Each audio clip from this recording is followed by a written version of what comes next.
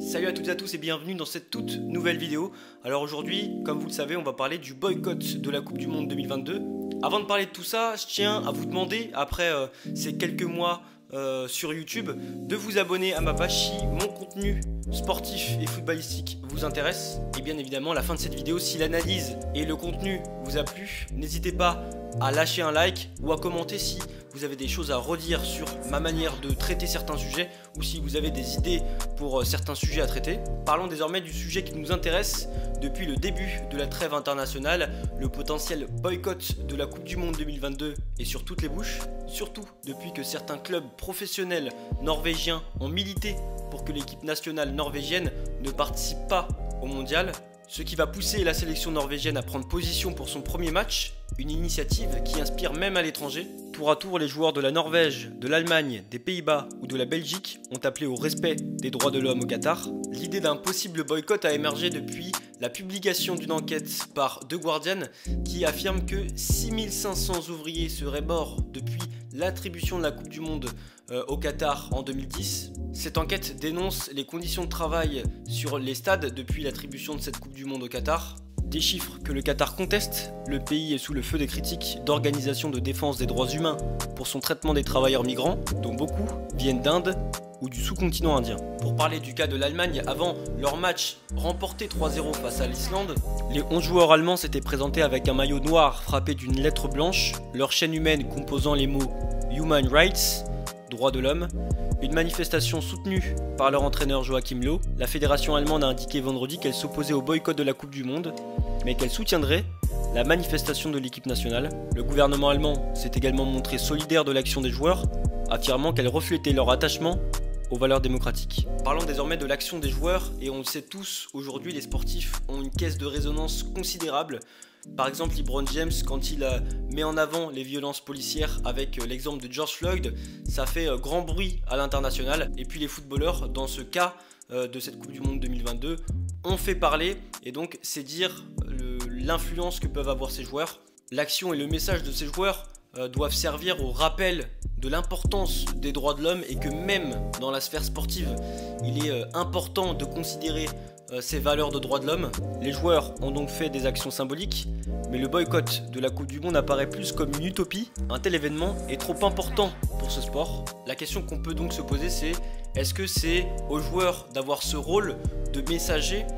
Moi je pense que oui, parce que comme j'ai dit juste avant, ils ont une influence sur les populations, sur les mentalités. Mais en ce qui concerne ce problème, c'est plus lié aux organisations, à la FIFA, au gouvernement, aux fédérations qui peuvent régler ce problème parce que c'est eux, finalement, c'est la FIFA qui a attribué cette Coupe du Monde au Qatar. Les joueurs eux-mêmes veulent jouer cette Coupe du Monde, mais leurs paroles permettent de mettre en avant la situation, tout ce qui se passe au Qatar, et le boycott ne peut pas exister. Voilà, une Coupe du Monde, un tel événement est trop important pour les joueurs et pour tout ce qui s'entoure. D'ailleurs, Nikolaxis Martov, journaliste à SoFoot et spécialiste de la question, a évoqué le sujet sur RMC mercredi. Je ne vois aucun État ni aucune fédération d'équipes qualifiée décider de boycotter la compétition au Qatar. Et puis chacun y va de son opinion. Du côté d'Europe Écologie Les Verts et du RN, on est pour le boycott de cette Coupe du Monde. Du côté de l'équipe de France, Noël Le Graët est contre un boycott et il n'est pas le seul. Le sélectionneur de la Belgique, Roberto Martinez, a déclaré que ce serait une erreur de boycotter la Coupe du Monde 2022. Ce serait une grosse erreur. Il est temps de faire face à cette situation et boycotter la Coupe du Monde ne serait pas la solution. On peut mettre également autre chose en avant, c'est cette prise de conscience tardive qui arrive 11 ans après l'attribution de cette Coupe du Monde.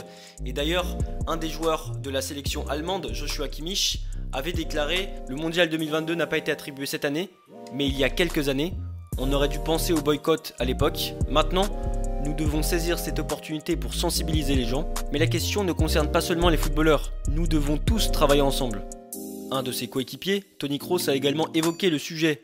« Je trouve que l'attribution du mondial au Qatar n'est pas une bonne chose pour plusieurs raisons.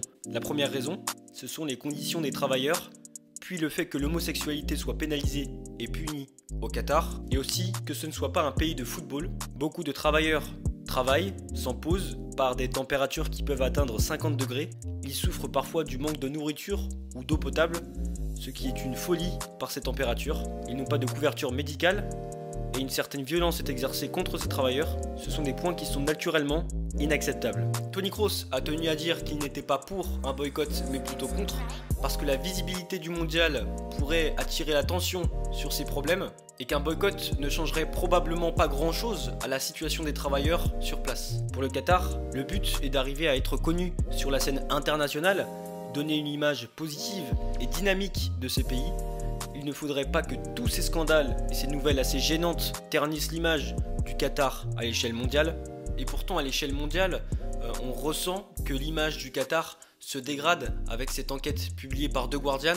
S'il n'y aura pas de boycott de la Coupe du Monde 2022, du positif peut se dégager de ces prises d'initiative. En effet, ces actions peuvent forcer les organisateurs à revoir leurs critères de désignation à l'avenir. C'est quelque chose qui est désormais pris en compte par un certain nombre de comités d'organisation. Il faut faire en sorte que les pays qui vont se proposer ne soient pas en contradiction totale avec les valeurs que le sport sont censés véhiculer.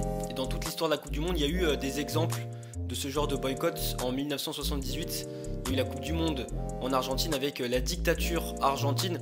Finalement, il n'y a eu aucun boycott dans toute l'histoire de cette compétition et ça ne risque pas d'arriver. En tout cas, c'est une leçon à retenir par les comités d'organisation pour les prochaines désignations de la Coupe du Monde.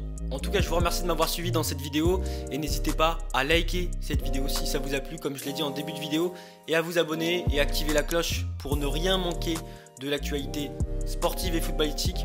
Le sport, c'est plus sur Instagram. Ici, on est plus concentré sur le football. Avant de vous quitter, je vous pose une petite question à laquelle il faudra répondre sur Instagram. Êtes-vous pour ou contre un boycott de la Coupe du Monde 2022? Donc voilà, merci de m'avoir suivi. On se retrouve à la prochaine vidéo. Normalement, ça devrait être sur le Paris Saint-Germain face au Bayern Munich. Je la sortirai jeudi matin, comme j'avais fait pour PSG Barça, pour faire un gros débrief. Donc rendez-vous jeudi matin, le 8 avril, pour cette vidéo. On se retrouve à la prochaine vidéo. Ciao!